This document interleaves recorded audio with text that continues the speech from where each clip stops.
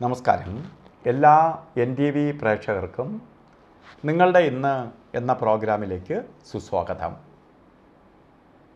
ഇന്ന് 2025 ഏപ്രിൽ മാസം 20-ാം തീയതി 1200-ാം ആണ്ട് മേടമാസം 7-ാം തീയതി ഞായറാഴ്ച. ഇന്നത്തെ ഉദയ നക്ഷത്രം വന്നിരിക്കുന്നതും പൂരാടം നക്ഷത്രമാണ്. പൂരാടം നെഗറ്റീവ് നക്ഷത്രമല്ല. ഞായറാഴ്ച ദോഷപ്രദമായ ദിവസമല്ല. ഞായർ സൂര്യൻ്റെ ദിവസമാണ്. അപ്പോൾ ഇന്ന് നമ്മൾ കുടുംബസമേതം കുടുംബത്തിൽ നിൽക്കുന്ന ദിവസമാണ്. കുടുംബത്തിൽ ഇപ്പോൾ കുടുംബം ഇമ്പം ഉണ്ടായാലേ കുടുംബം ആവുള്ളൂ. അതിനകത്ത് സന്തോഷം ഉണ്ടാവണം. ആ സന്തോഷം ലഭിക്കുന്ന ഒരു ദിവസവും കൂടിയാണ് ഇന്ന്. അപ്പോൾ നമുക്കൊരാഴ്ചയിലെ ശരിക്കും ജോലി ഭാരമൊക്കെ ഇറക്കി വെച്ച് കുറച്ച് സമാധാനവും അടുത്തൊരാഴ്ചയ്ക്ക് വേണ്ടി പ്രവർത്തിക്കാനുള്ള ശരിക്കും ധൈര്യവും സ്നേഹവും ഒക്കെ ലഭിക്കേണ്ട ദിവസമാണ് ഇന്ന്.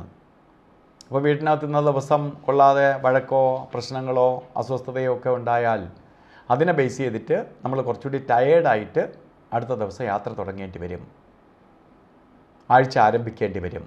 അതുകൊണ്ടാണ് ഈ ദിവസങ്ങളിൽ നല്ല ദിവസം അല്ലെങ്കിൽ നല്ല സമയം കിട്ടണം എന്ന് പറയുന്നതിന് കാരണം. എന്തായാലും നമുക്ക് നല്ല ദിവസം കിട്ടിയിരിക്കുകയാണ്. അതുകൊണ്ട് അങ്ങനത്തെ അവസ്ഥകളൊന്നും വരത്തില്ല. നമ്മളായിട്ടൊന്നും ഉണ്ടാക്കാതിരുന്നാൽ മതി.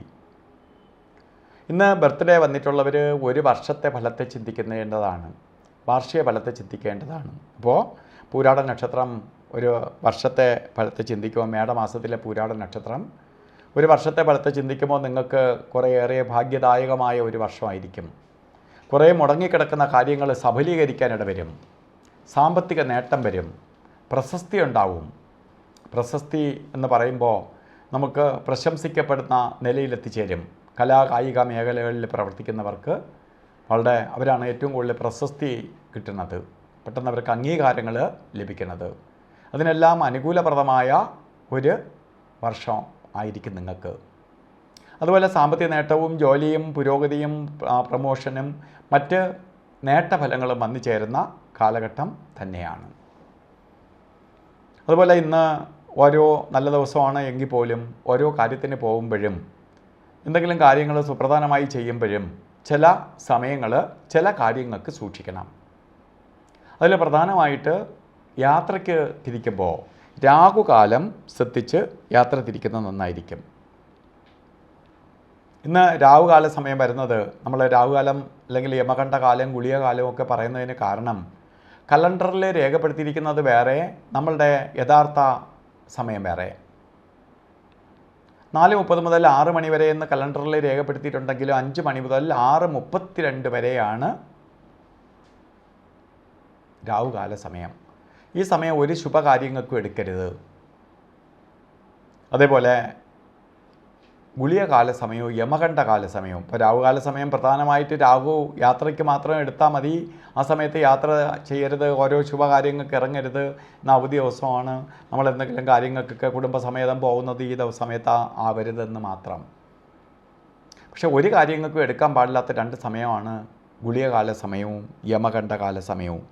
ഗുളികകാല സമയം 3:28 തൊട്ട് 5 മണി വരെയും, യമകണ്ഠകാല സമയം വരുന്നത് 12:23 തൊട്ട് 1:55 വരെയും. ഈ സമയം ഒരു ശുഭകാര്യങ്ങൾക്കും എടുക്കരുത്. അതുപോലെ ഇന്നും നമുക്ക് അഭിജിത്ത് മുഹൂർത്തമുണ്ട്. എല്ലാ ദിവസവും ഉണ്ട് അഭിജിത്ത് മുഹൂർത്തം. ഇന്നത്തെ അഭിജിത്ത് മുഹൂർത്ത സമയം 11:59 തൊട്ട് 12:47 വരെയാണ്. ഈ സമയവും നമുക്ക് ശുഭകാര്യങ്ങൾക്ക് എടുക്കാം. അതുപോലെ ഓരോ കാര്യത്തിന് പോകുമ്പോഴും വസ്ത്രധാരണത്തിൽ കുറച്ച് ശ്രദ്ധ വേണം. പ്രത്യേകിച്ച് റോസാപ്പൂവിൻ്റെ കളറ് എന്ന് പറഞ്ഞാൽ ശരിക്ക് താമരപ്പൂവിൻ്റെ കളറോ റോസ് കളറോ അതേപോലെ ചുടികളുടെ കളറോ ഒക്കെ ആയിട്ടുള്ള വസ്ത്രം നമുക്ക് വസ്ത്രധാരണത്തിൽ ഉൾപ്പെടുത്തുക.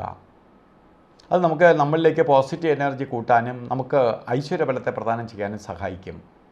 ഇന്നത്തെ ദിവസം എല്ലാവർക്കും ഐശ്വര്യപ്രദമായി തീരട്ടെ എന്ന് പ്രാർത്ഥിച്ചുകൊണ്ട് നിർത്തുന്നു. നന്ദി, നമസ്കാരം.